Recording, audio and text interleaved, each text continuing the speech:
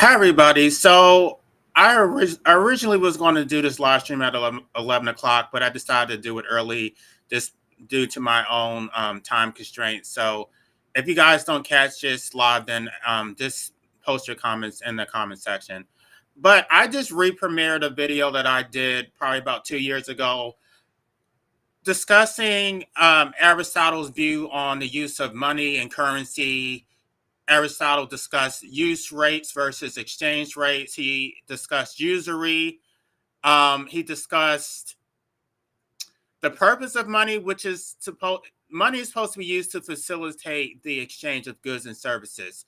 And so when money is used in a manner that is mutually beneficial, then it actually serves its purpose, right? So if y'all didn't catch that video, go back and listen to it. But basically, everything is either good or bad based on its utility. So if money is serving its purpose, which is to facilitate the exchange of goods, then money is good.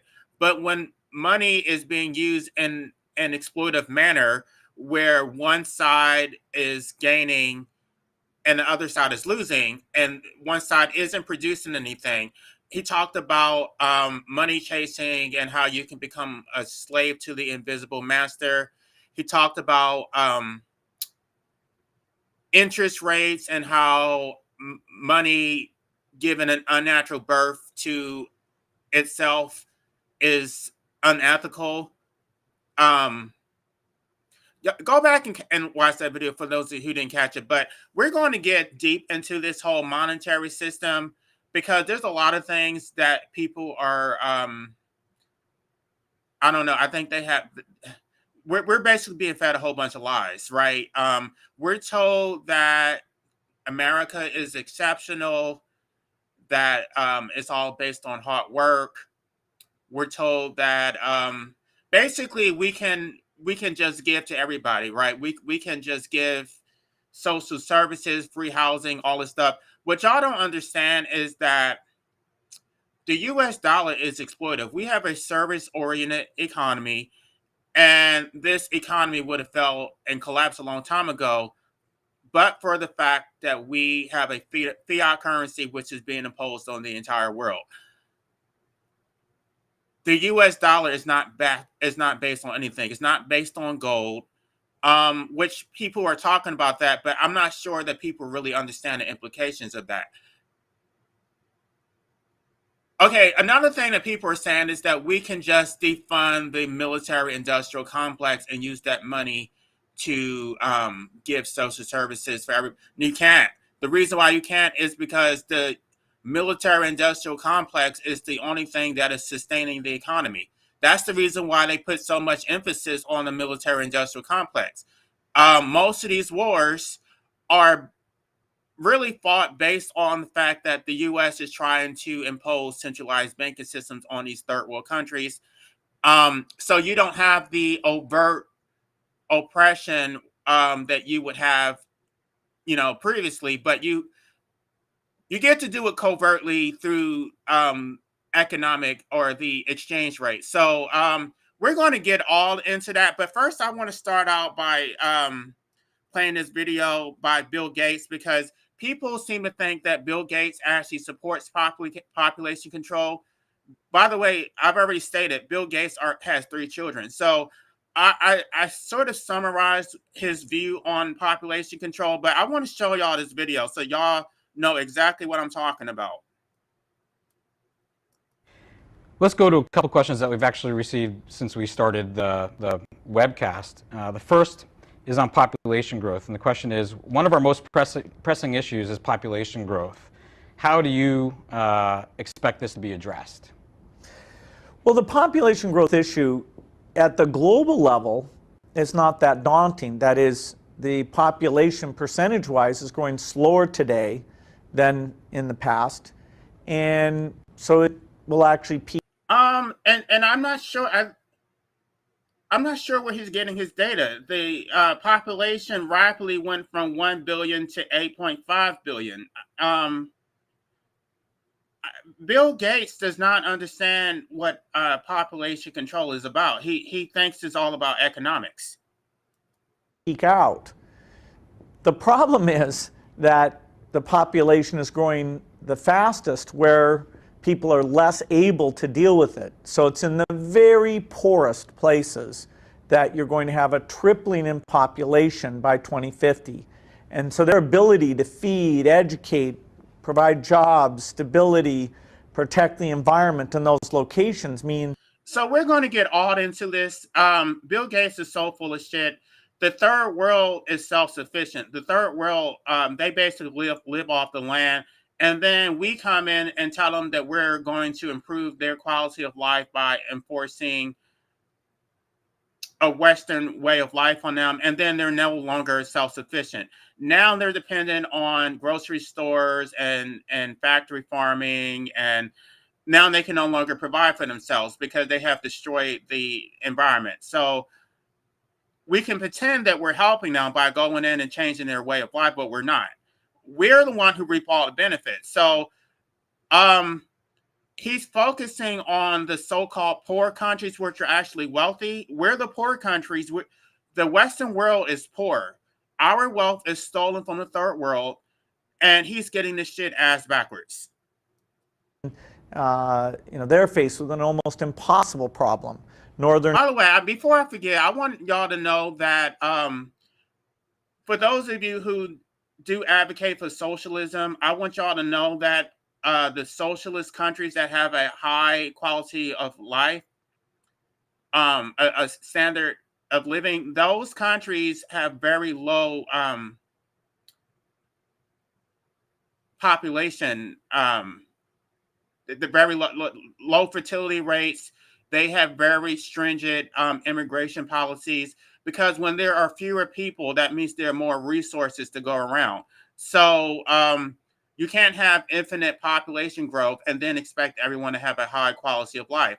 So our resources are stolen from the third world. So when you artificially increase the U.S. population by bringing in hordes and hordes of immigrants, all you're doing is exploiting the third world. Like the American way of life is not sustainable.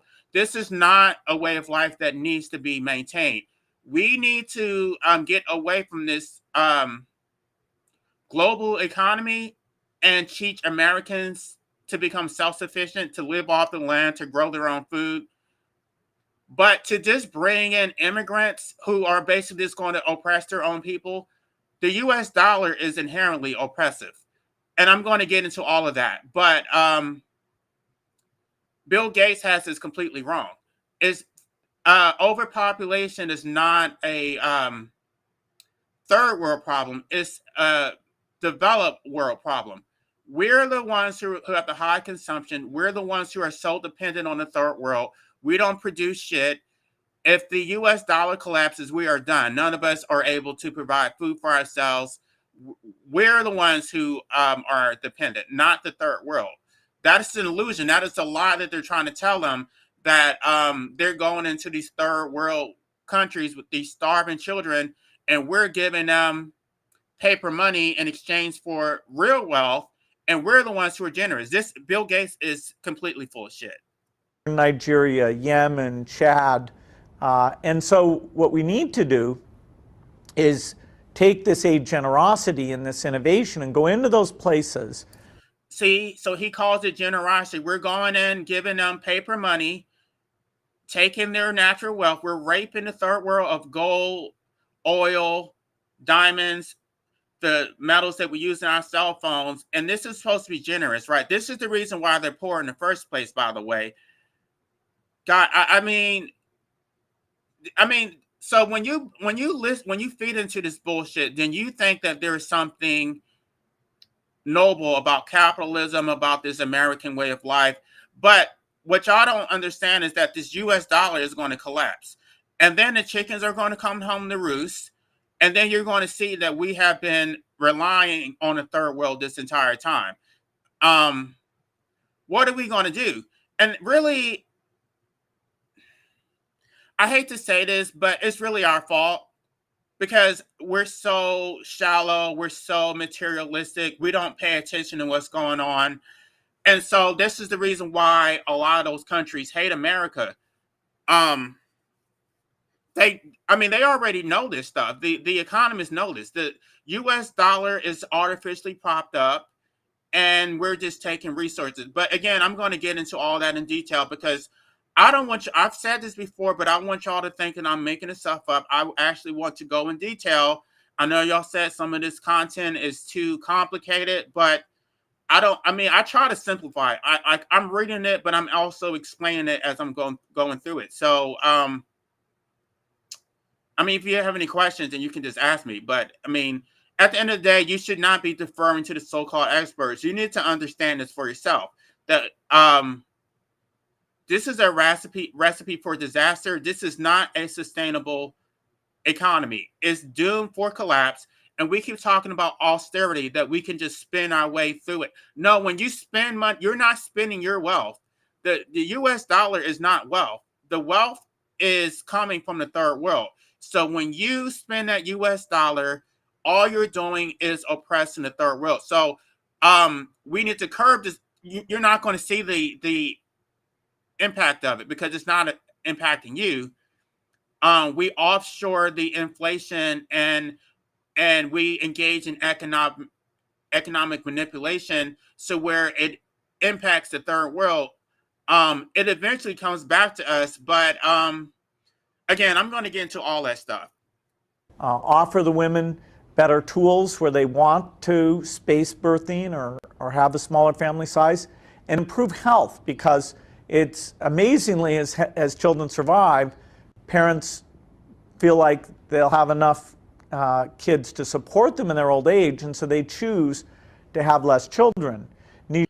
By the way, y'all know I'm an anti-natalist, but I'm not really here to promote that right now. But it is unethical to impose life to a new generation of essentially slaves, just so that you can have somebody to take care of you when you get older. But even aside from that, we keep talking about declining birth rates.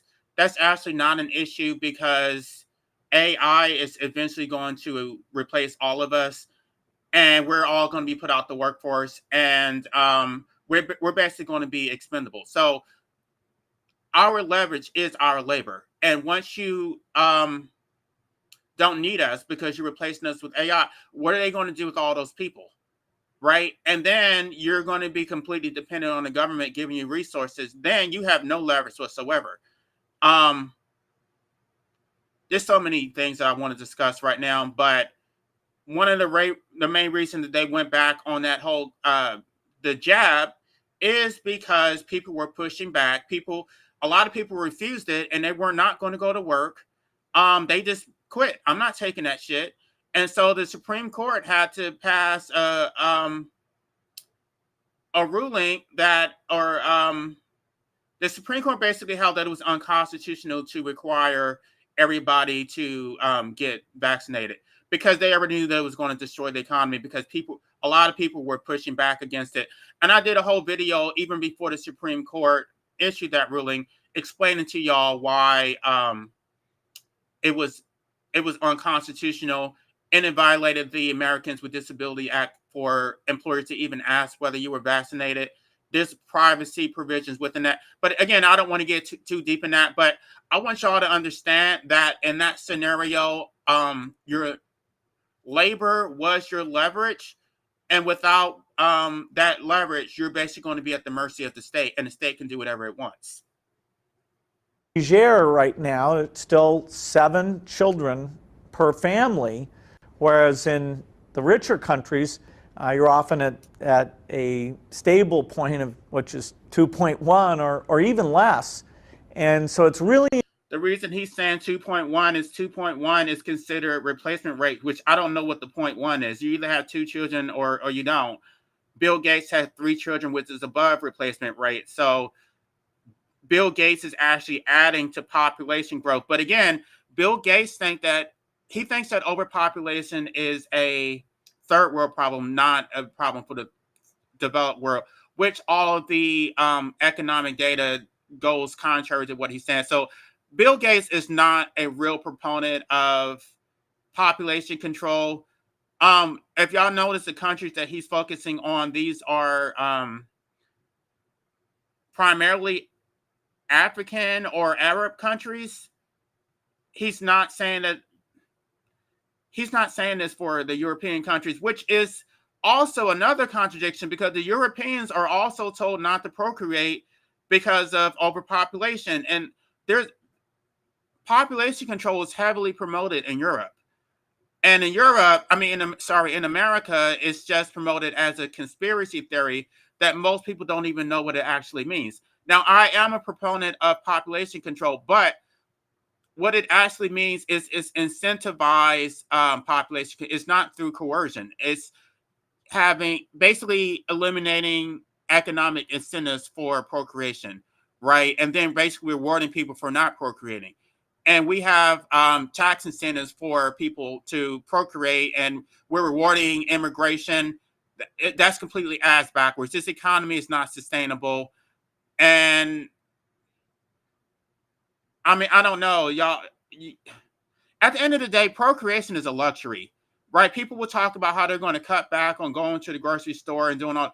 No, the main driver of poverty is going to be procreation. So without the economy basically rigging the system and rewarding bad behavior, because if you can't, it's not just bad for you, it's bad for the environment, it's bad for the third world, it's bad for everybody. And I'm going to eventually come back and talk about overpopulation, but I'm not doing that right now because I really want to stick to the economy. And this is about done. I'm about to get into this article. An acute problem in a certain number of places, and we've got to make sure that we help out with the tools now so that they don't have an impossible situation later.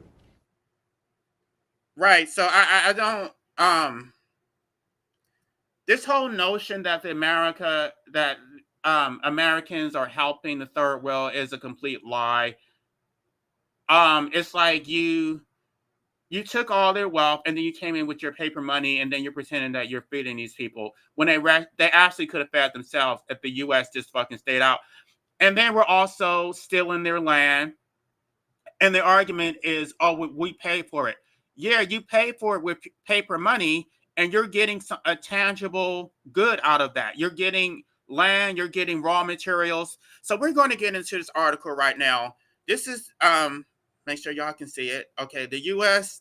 dollar and new imperialism under the logic of capital accumulation. Gosh, why did that just change? What in the hell just happened? Okay, I don't know what just happened. Let me pull that back up.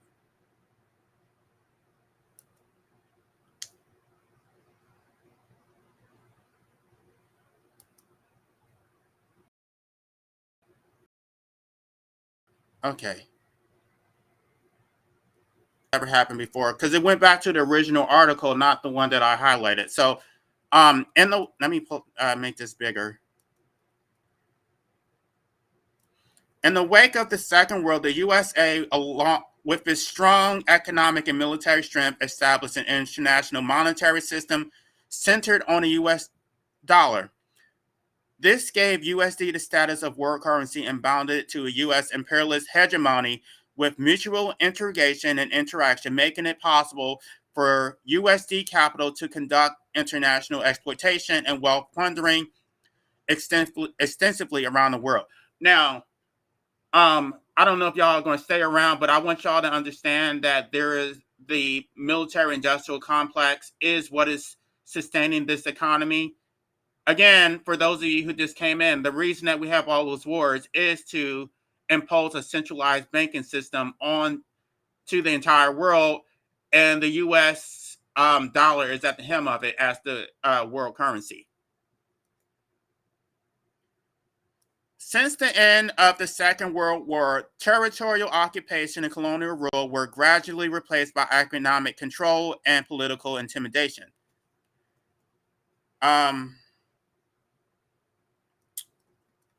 Lenin's argument that in the field of economic science that studies the changes in the form of modern capitalism, the issue of imperialism is not only one of the most important issues, but can be said to be the most important one, is still of great significance. At the global level, The USA can plunder wealth and exercise imperial hegemony around the world. This is due to the special status of US dollar, USD, as a world currency, which continuously consolidates the imperial hegemony of the USA. Thus, currency is the embodiment of social relations. The USD was by no means predestined to be a world currency, nor is it irreplaceable. Its power and status are nothing but the external manifestation of U.S. imperialism. This paper exploits the nature and the inherent contradiction of the new imperialism by analyzing the inherent contradictions of USD as the world currency. I want y'all to understand that when people talk about white supremacy, they're not talking about white people. White is not a race. White is a social status. And somebody even told me that even though I'm not white, I'm socially white because I'm educated, because I live in a first world country. I told y'all the actual races is Negroid, Caucasoid, and Mongoloid. So again, white is not a race. It is a social status that um and this is the reason why everybody hates. Gosh, I mean, I'm trying to explain to y'all, but I'm trying to also not offend people. When they talk about white supremacy, I want you to understand they're not talking about you. They're talking about this system. This is, I guess you could accurately call it the Western supremacy. The Western way of life that we basically impose our will on the entire world. Um, it's eventually going to bite us in the ass. I mean, that movie on Netflix, they were talking about that, how they're going. I don't. I mean, I want y'all to understand that. On one hand, they hate Americans because they see us as their oppressors, and that's all of us. That's even if you're black. We're their oppressors of the entire world, but at the same time, they're jealous of us. So they want to come to America. They want this way of life, and then basically they want to become quote unquote white supremacists. They want to do the same thing to their own people that we're doing to them. So I want y'all to understand that this is not sustainable. We are raping the country. I told y'all that Americans consume 20 to 60 times as many resources as those in the third world. Um, and we're not actually paying for it. It talks about wealth plundering and excessive waste is what it is. And I mean, there are people who say that we can just continue having all these children and it's just about poor management of resources. I would tend to disagree. I think that at some point, this whole system is going to implode and we're going to be hard hit because we have no ability to provide for ourselves.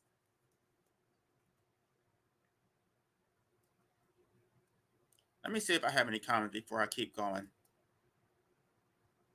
Okay.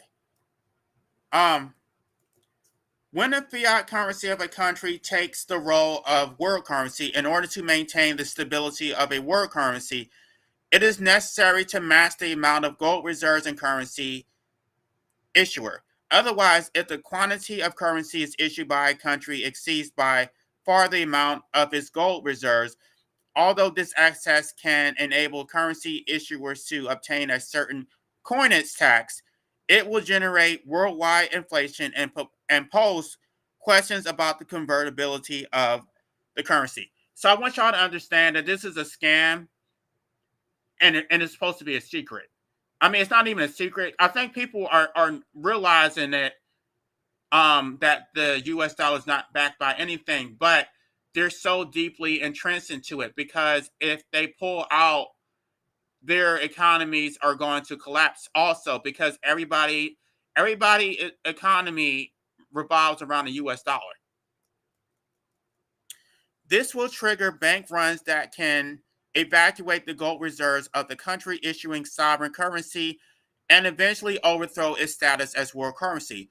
Given this contradiction, the sustainability of a sovereign country as a world currency and a relative stability of its monetary value are based on a country's hegemonic position in the world. When the growth of gold reserves of a country cannot keep abreast of the rapid growth of global economic activities, the order of international economic activities and the interest of currency issuers can only be maintained by the established of hegemony. Um, this is the reason why we need to have a strong military, because if not for the military, they would basically get rid of the U.S. dollar. Based on the history of the world currency, the USK first established the gold standard system of the world currency. The UK was at that time the world's largest industrial and trading country. The British pound, freely convertible into gold, executed the function of world currency. In the late 19th century, the UK's economic status declined, and the long-term deficit in industrial product exports threatened the convertibility of the pound. To maintain the confidence of other countries in the pound, Britain cleared the deficit by plundering wealth from the colonies, especially India, and conducting illegal trade. Um, right, and America is doing the same thing, but we're going to get into that, because so basically, when you have an economic deficit, you can use that currency to just make up for it by taking wealth from the third world. After the end of the Second World War, the empire on which the sun never sets was already in the doldrums. There was not much left of the gold reserves, about 6.23% of the world's total. The economic and military strengths were plummeting. Following this, the overseas colonies sought independence. The pound could not maintain its free convertibility into gold and was forced to surrender its position as the world currency. Meanwhile, there's a deeper story about how we got currencies in the first place, which I'm not going to say that on YouTube, how these monetary systems were set up. Um, yeah, I'm not going to say it on YouTube. I wish I could say it, but I wish I could give you a hint, but I don't think I can even do that without having this live stream taken down. Meanwhile, the U.S. on the other side of the ocean was not at all dragged down by the war. Instead, it amassed fabulous wealth from it. After the war, it aggregated about 75% of the world's gold. With the backing of strong gold reserves and a status of world's largest creditor country, USD became the world's largest settlement currency. A gold exchange standard is established, that is, USD and gold remain convertible, and other countries' currencies are pegged to the USD with a certain exchange rates. Nonetheless, this seemingly viable monetary system is no exception to the inherent contradictions of the world currency. With the gradual recovery and rapid growth of the post-war economy of Germany, France, Japan, and other countries, these countries amassed a large amount of USD foreign exchange in the international trade market, with a short-term USD debt exceeding the US gold reserves. Uncertainty about the convertibility of the USD caused the speculation of the USD in the financial market and the demand for exchanging USD to gold from European countries, resulting in the continuous outflow of gold reserves. Okay, so this is the important part right here. In 1971, the USA decided to abandon the convertibility of USD, declaring the decoupling of the USD from gold. In 1973, the USD denominated gold exchange standard collapsed. So this is not a secret. They already eliminated the gold standard. That the US dollar is based on nothing. That's the difference between money and currency. Currency is based on force. You have a strong military. All you have to do is go around the world and force them to accept your centralized banking system. By the way, that is the reason why we went into Libya. That is the reason why we went into Iraq. They come up with these lies to say that they're attacking their own people and all. No. The reason that we invade those countries is to force them into the centralized banking system where the US dollar uh, reigns supreme. The de-anchoring of the USD from gold declared the end of the world currency system based on convertible gold in the absence of other countries comparable to the credit of USD. The status of USD went up instead of down. Thus, USD replaced gold as the main currency of the world reserve. In the world currency system of non-monetized gold, the floating exchange is legalized. However, the floating exchange did not solve the inherent contradiction of the world currency. On the contrary, due to the disengagement of convertibility into gold, USD lost its external constraint to maintain a stable value. It lost its external constraint, which means the gold was a limitation, a natural limitation to the supply of the US dollar. But once you remove the gold standard, now you can just have an unlimited supply of money. So people will talk about how austerity stimulates the economy. Spend, spend, spend. No, it doesn't. All it does is create debt, which eventually has to be paid. And how we're paying it right now is by just extracting more resources from the third world. But once they wake up to this okey doke and they realize what is going on, and a lot of these countries are waking up, by the way, but they just don't know what to do about it. America is done. What are we going to do when these countries abandon the U.S. dollar?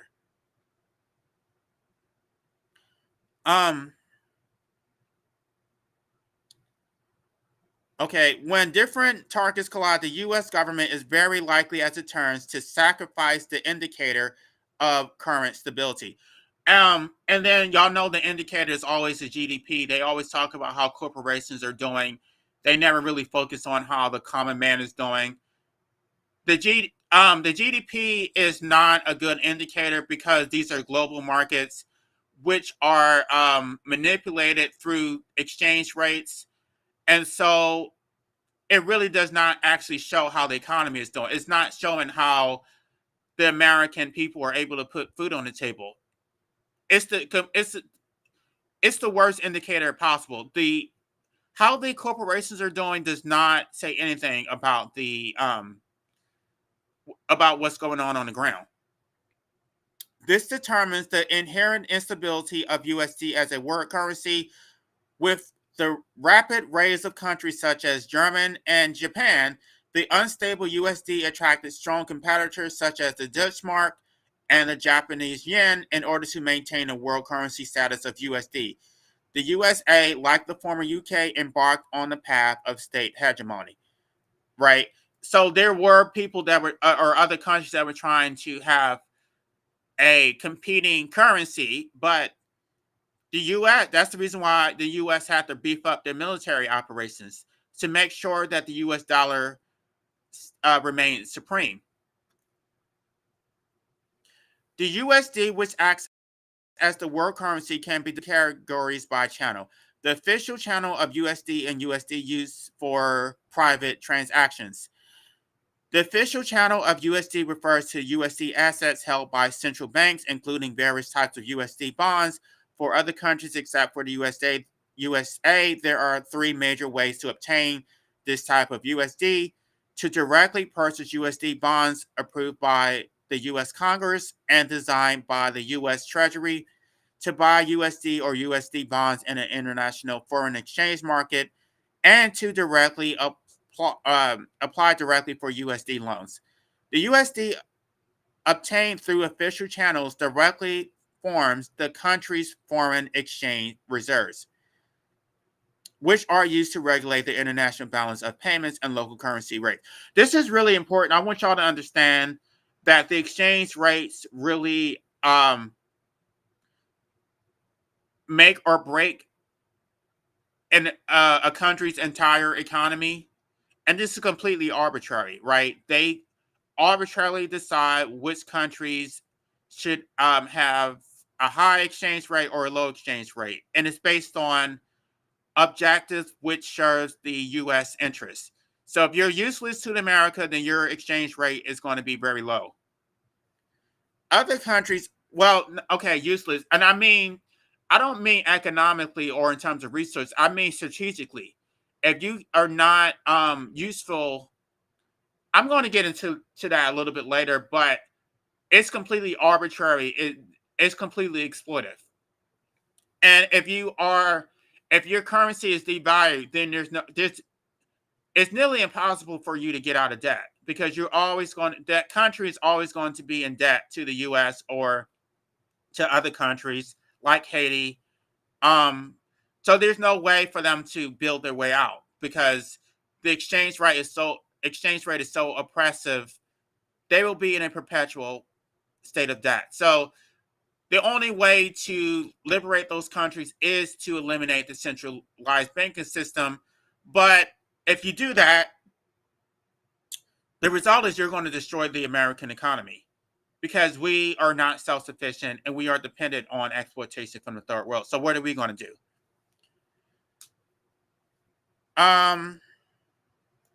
Let's keep going.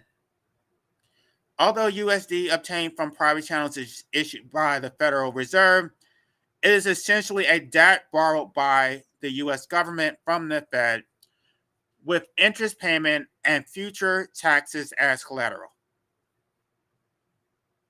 Right.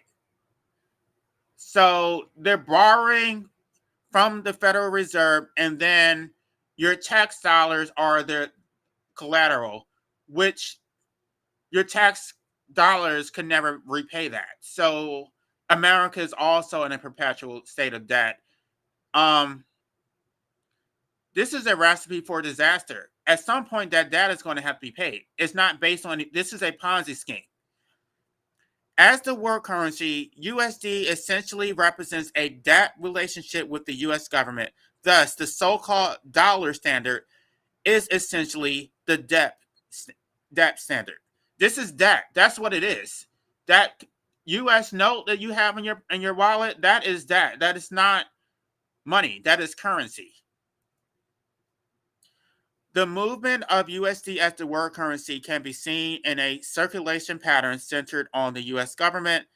It's moving among central banks around the world. However, this kind of movement is asymmetric.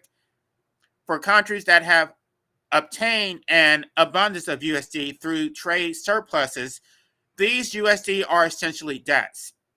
Okay, I want y'all to understand that.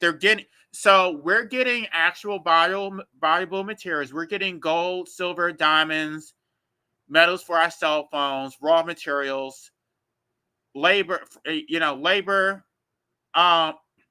We're getting shoes and clothing, and all they're getting is a U.S. note, which is debt. So they're going to. I mean, we're in a perpetual state of debt, but they're in a worse perpetual state of debt because their debt can never be repaid, and it's attached and contingent upon our debt and our ability to value their debt or their monetary system. So how are they ever going to get out of debt? They can't. It's impossible. For countries that have obtained an abundance of USD through trade surpluses, these USD are essentially debts. The fluctuations of USD exchange rates will seriously affect the market of the country's foreign exchange assets. So, depending on how you value their money or their currency, you can make or break their economy. So, even if you are importing their goods, you can essentially devalue their goods by manipulating their currency, the exchange rate of their currency. I want y'all to understand. I mean, I know this is complicated, but this international trade system is completely rigged. It's rigged in our favor, but I want y'all to see down the road that this only benefits corporations and that ultimately we get fucked too. Where was I?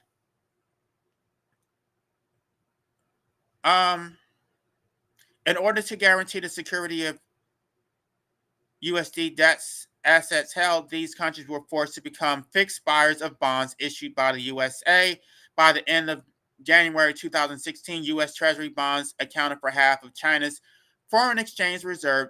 Since the first trade deficit in 1976, the USA has seen a persistent deficit. Right, we see a persistent deficit, but it does not impact us because we basically just pass it on to the third world. As the size of the U.S. trade deficit continues to expand, the movement of USD between the USA and its creditor countries is characterized by a steadily reinforced one-way net outflow that deviates from the USA. For countries with serious shortages of USD reserves to obtain sufficient USD for international trade and other needs, they need to obtain USD loans through mortgage of their own assets. I want y'all to let that sink in. So, in order to be a player internationally, in order to even sell their goods, they have to get in debt first in order to get the money, right? Because we're the ones that supplying it, and their currency is basically just I don't know, a localized version of the U.S. dollar. That's basically what it is. So it's still dependent on the U.S. dollar. In order to get that, they basically have to mortgage their own assets. So they're going to be in a perpetual state of debt. You can never get out of that. Okay, we're up. Let's see if am I in support of going back to the gold standard? Um, the problem is that if we went back to the gold standard, we would be the ones who would lose. We would be fucked. Um, the only reason that America is so prosperous is because we don't have a gold standard, and then we get to rate the third world. So the gold standard, I don't know. I think that we would first have to become self-sufficient. We would have to learn how to grow our own food, to become self-sufficient, to have local economies, which I've been trying to tell people. We need to have local economies. We need to get out this global system because it is doomed to fail. So we do need to get away from the gold standard, but it's not us who wants to get who really has a desire for the U.S. to go back to the gold. It's a third world, because if we go back to the gold standard, then their currencies will actually have fair exchange rates, and right now we get to manipulate that. So we have a hegemony over the world currencies. Okay, so these countries often have to sell domestic assets for debt service, repaying capital interest, thus furthering losing the ability to obtain USD through export earnings and international trade. Therefore, the size of their debt is constantly increasing. The movement of USD between the USA and US debtor countries is characterized by a continually reinforced one-way net inflow toward the USA. In both movements, the USA is an abundant beneficiary. For the former, low interest loans were obtained without reimbursing, and for the latter, high interest payments were reaped at low cost USD. I mean, there's a lot to try to unpack, but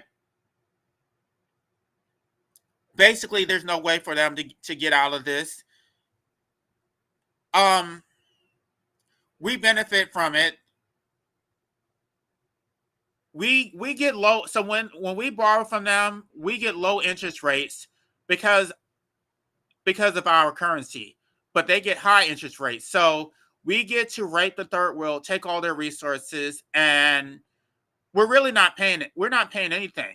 We're basically parasites. That's why I named this live stream a parasitic nation. We are the parasites of the world. We don't produce anything. I'm not going to say we don't produce anything, but what I'll say is that our value, if you're doing a cost benefit analysis, we're basically a strain on the entire world. Our way of life, the resources that we extract from the third world, all and what you can say that the America is giving, what America we're giving our culture, we're giving music, you can say that we are exporting democracy if you believe that democracy has any value. But that's all they're getting. That's all. They're not getting anything other than that. The USD circulates globally as a world currency and essentially working as an agent to rate various economic benefits worldwide. In an international trade market, the liberal trade advocated by neoliberalism is based on the establishment of an unequal exchange system with the US at its core. The USA promotes the expansion of the USA promotes the expansion of neoliberalism around the world, persuading or forcing developing countries to abandon their protection over markets for goods and services so that USD capital can take advantage of cheap labor in developing countries and possess privatized assets.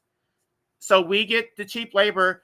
And by the way, we don't even have to outsource those jobs anymore. Now we can just bring the cheap labor into America, pay them under the table, and then we get the cut costs because now we don't even have to import them from other countries. So again, the only beneficiary of this entire thing are the corporations. It's not the American people.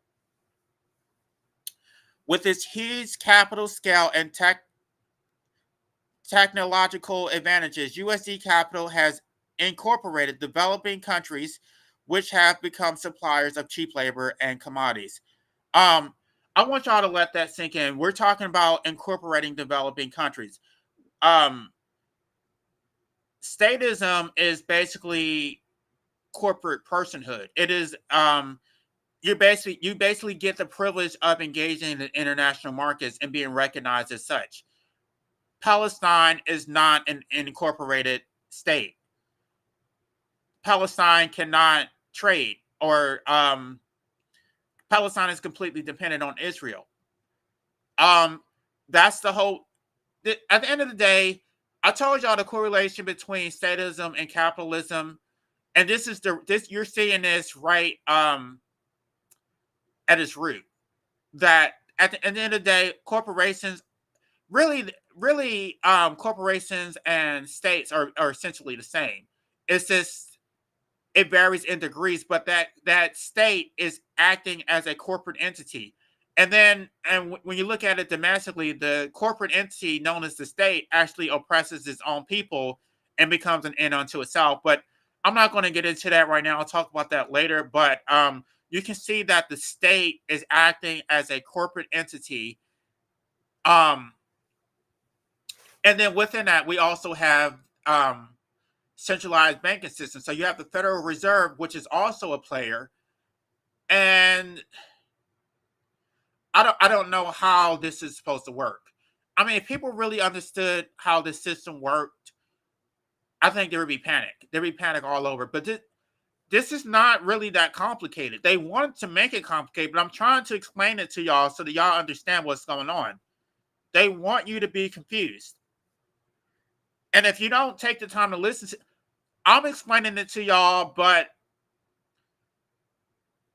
as you can see, nobody's listening to this. This is probably boring content, but this is very important because when you talk about domestic policies, you talk about, oh, we're just going to spend more money. I want y'all to understand how that is going to impact other people. If you just start printing money, like you put people on house arrest and just printed money for unemployment, that money is coming from that wealth is coming from somewhere. It's not the money; it's the wealth. That U.S. note represents wealth, which is being taken from the third world. While enjoying cheap goods, the USA has retained the surplus value of workers produced by other countries in the form of reflux of USD capital. This unequal exchange is not only reflected in the division of labor, but also in the monopoly of USD on commodity pricing and currency. Right. So the USD determines how these goods are priced. And y'all hear Trump talking about imposing tariffs. You really don't even have to impose tariffs. All you would have to do is regulate their exchange rates, and that would just devalue their services and goods. I guess Trump doesn't understand economics that well either. You don't need to impose a tariff. You absolutely do not. Even when industrial production capacity and the gross value of tradable commodities decline in the USA, the USD can still participate extensively in international transactions unrelated to USA, serving as the most important pricing and trading currency. Right? The US dollar is used to price these goods. Therefore, when USD exchange rate fluctuates greatly, the domestic capital of the USA will not be affected and will seek benefit at the expense of other countries. Let me read that again. Therefore, when USD exchange rate fluctuates greatly, the domestic capital of the USA will not be affected and will seek benefit at the expense of other countries. So I want y'all to understand that you don't see the impact of it immediately, right? Because it's being offshore to these third world countries. This international economic system is not sustainable. This can go on temporarily, but it can't go on forever. They're not going to keep putting up with this. Somebody's going to eventually have to pay the piper. Former U.S. Secretary of State Kissinger wrote in Years of Upheaval that the two oil price hikes in the 1970s were driven mainly by the USA. U.S. policymakers used the embargo imposed by the Organization of Petroleum Exporting Countries to rocket oil prices up, which was anticipated by the OPEC. The purpose of the USA was to exchange the balance of payments in the three major economic zones: Europe, the USA, and Japan. The USA estimated that Japan and Western Europe would face greater difficulties than itself in dealing with the rocketing oil prices. The US had gained enormous benefits from the crisis of its own making, and in the process successfully reduced its deficit. So, because okay, I don't know if I need to explain that, but basically, the U.S. Policymakers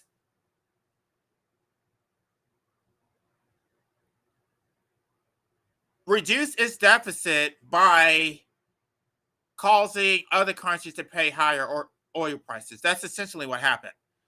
And you can bring entire countries to financial ruin by doing this. Um, and this is very dangerous. And this is the reason why America is so hated.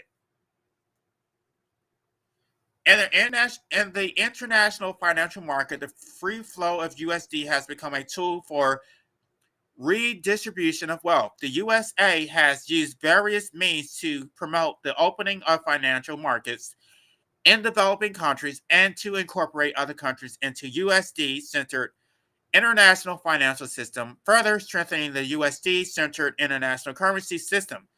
The goal of the U.S. promotion of financial liberation is not to stimulate wealth production, but to redistribute world wealth and income, thus achieving a predatory accumulation.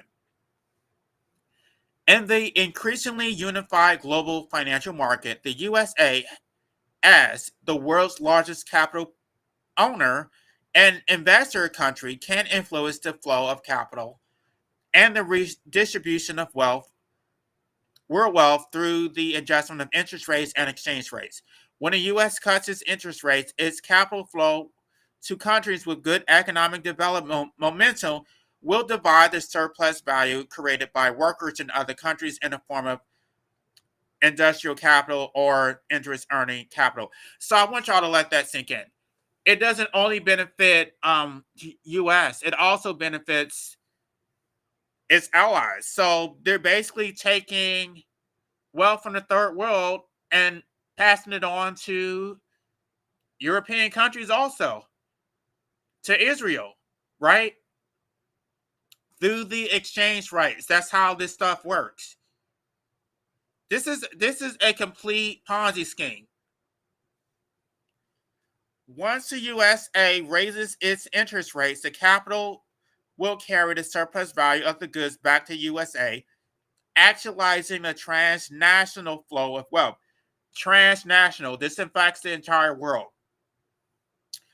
When USD appreciates, USD denominated debt will increase, and the debtor country will have to sell its assets to pay the principal and interest.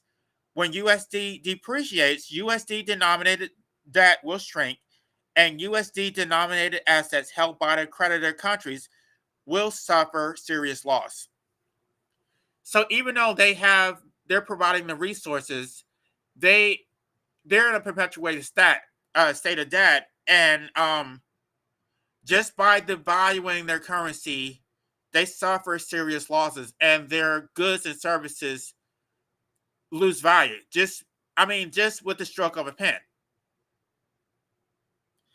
Considering that the USA is both a debtor and creditor country, it is both a capital exporting destination and a capital reflux destination.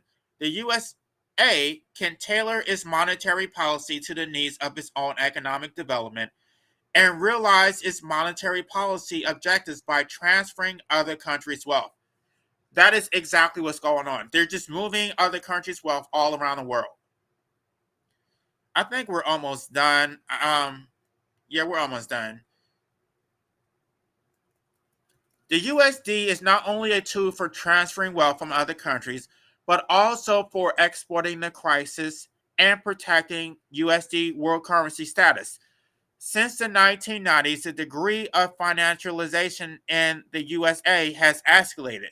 The USD capital has penetrated into the industrial and financial sectors of other countries, making countries closer to each other, even if the US economy declines.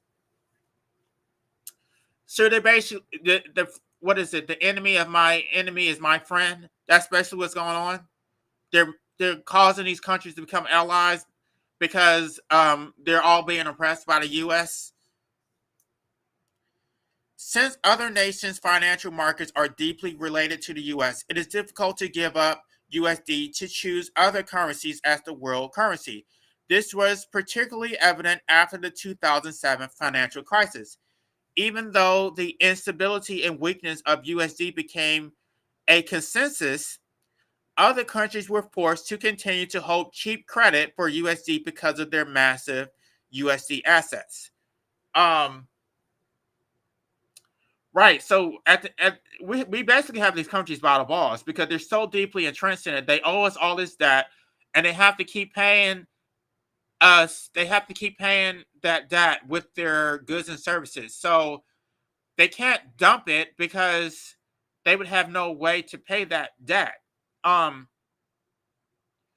Basically, the only way to get out this at this point is there's going to have to be a World War III, and if there is a World War III, we're not going to win because all these countries are just going to gang up on us. We have been bullying all these countries all this time, and this is not good. This is not good for us. So the person who asked me, should we go to a gold standard? They're going to force us. I don't know. I don't know that it's going to be a gold standard, but they're going to be competitors in an international market. And once their currencies emerge as competitors, our economy is just going to tank. It should be noted that in the asymmetric movement of its world currency, USD can plunder wealth on a global scale through the form of international corporations and financial capital. The financial reason lies in the support of state hegemony. In the international trade market, the core position of the USA is not solely based on technological advantages, but also, most importantly, on the support of political and military power. This is what I told y'all. This is the reason why the military-industrial complex is so important. This is the reason why they need to spread democracy all over the world, because it puts us as the winner. You can't. We're too big to fail. So they hate any country that is resistant to democracy. They hate Palestine. They hate any country that is um, socialist or anything that's undemocratic. I want y'all to understand that democracy actually means capitalism. I mean, that's what it's become. So when they talk about imposing democracy on these countries, what they're really talking about is capitalism, with the U.S. dollar being the global exchange rate. That's really what's going on. So all this googly gawk that they're telling you, y'all need to understand what they're actually saying. Um, Under the coercion and attack of the U.S. military, that USD has guaranteed its position as the main currency in the world of mainstay commodities such as oil. In order to ensure the risk return of overseas USD capital, the USA exerts strong protection over its interests overseas through political pressure, strict intellectual property rights, and flexible market access thresholds. Y'all know I don't believe in intellectual property. Um, which I just did that video about capitalism and how property is theft. Really, what they're saying is capitalism is theft. That it capital is a creation of the state. That a state has recognized something to have value. Um, and then you can basically take land, you can take resources, and this is all being done through the exchange rate, through this monetary bullshit system. Since international organizations such as the World Trade Organization, the World Bank, and the International Monetary Fund are under the control of the U.S. government, when the interests of USD capital are threatened, other governments are under various pressures, and investors from the USA can enjoy overseas supreme power. So they're getting benefits from this also. Basically, you need to be aligned with America. You need to get in line with America, and then you're going to be prosperous also. That's how this works. In the financial market, the U.S. government has forced developing countries to open up financial markets and give unimpeded access to USD capital through a carrot and stick coercion and inducement approach, while forcing intervention in other countries' financial markets. So we're forcing these countries to accept our multinational corporations, to basically take their resources, and then we're convincing them that this is for their benefit because they're in such a deep perpetual debt they really don't have a choice. Um, but that really doesn't help them. All they it's a lose-lose situation. You can't win. You can't win. The system is so rigged. Like I said, the only way for them to get out this is going to be World War III, where the U.S. dollar is basically going to have to be destroyed. And in the meantime, I guess we're just going to keep raping the third world. But I want y'all to understand that is actually what's going to happen. When people talk about how we're helping the third world, we're giving them our money. No, that foreign aid bullshit. You are giving them paper money in exchange for valuable goods and services. You are dependent on the third world. The third world is not dependent on you. The USA adjusts USD interest rates and exchange rate pursuant to the interest that appeals to U.S. capital, regardless of the interest and protests of other countries. A strong state hegemony is the foundation for maintaining world currency status of the USD. Right. Hegemony. So again, this goes back to the military-industrial complex. I don't know how people are saying they're going to defund the military and just take that wealth and pay for other service. No, you can't do that. You would destroy the economy. Everybody would dump the U.S. dollar. So this is a mess. I think we're so deep into this. There's really no good way to fix it without serious economic ramifications. That Americans are going to suffer, and we're going to suffer hard. By collecting cornage tax, exerting unequal exchange, and manipulating financial markets on a global scale, the USA plunders the wealth produced by other countries. Since the Reagan administration began to suppress trade unions and lowering wages in the 1970s, the USA has taken the reduction of wages of workers as an important tool for preventing inflation. I want y'all to understand that this is the part where it affects us, because most of the time it's not going to affect us, but at the end of the day, the corporations always win, so they're going they're going to win no matter what. So even if the American people have to suffer, they're just going to basically offshore your jobs. They're just going to bring in immigrants, and you're going to lose. So to effectively control wages, the USA does not hesitate to sacrifice domestic industrial entities and transfer industrial capital overseas by means of global industrial division of labor, and then obtain cheap goods produced overseas in the form of imports to reduce the cost of reproduction of domestic workers' labor. This led to the decline of U.S. real economy, right? Again, this is monopoly money. This is fiat currency. It's being propped up. They're sacrificing our long-term stability, right? Because the corporations get the benefit. They don't care. They're going to destroy our economy, and they're secure because they have divested their corporations all over the world. So they're too big to fail, but we can fail. I want y'all to understand that the American economy can collapse, even though those corporations will remain in existence.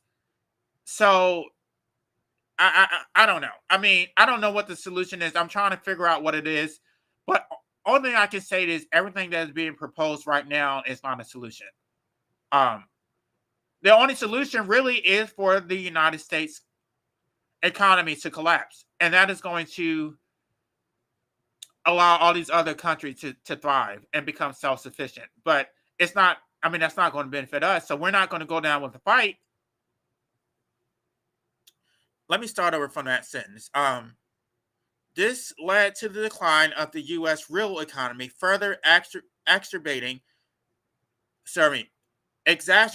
the current account deficit, which in turn puts the USD's debt size. This mode of operation, in which economic prosperity is maintained by debt and the world's working class is squeezed to maintain domestic capital profits, spreads the risk of inflation around the world. When inflationary pressures reach the critical point that the world economy can bear, the USD will collapse, will inevitably sweep the world. The USD collapse will inevitably sweep the world. Okay, so I think that is pretty much it. There may be a little bit here, but I think I'm going to stop. Oh, okay. I'm going to read this because I want y'all to understand the part about the military. With political hegemony and strong military power, the U.S. supports the plundering and accumulation of USD capital in the world. However, this inequitable and irrational capital accumulation system will maintain and continue for a certain period of time before this contradiction intensifies and eventually causes the USD-centered world currency system to collapse. As the world's largest currency, the second largest economy, and the largest USD foreign exchange reserve country, China does not have the corresponding currency recognition and rule-making rights. China is one of the biggest victims of the USD problem. In this current unequal USD-centered world currency system, China needs to participate in the international cooperation since the reform and opening and actively integrate into the globalization process with developed capitalist countries at the center. With that, I'm going to go ahead and end this. I appreciate you for still being here. I know this is boring material, but um, okay, so that's me actually explaining it in detail, and this article really does sum it up. But I mean, when I do my other live streams, when I'm just summarizing stuff, then I can try to explain it and make it more entertaining. I know this was pretty dry material, but I do think that it was important for y'all to understand what is going on, especially in this upcoming election. People are making false promises. So I'm going to go ahead and end this live stream. And I'm sorry that there are more people here, but hopefully y'all will catch the replay. So y'all have a good day.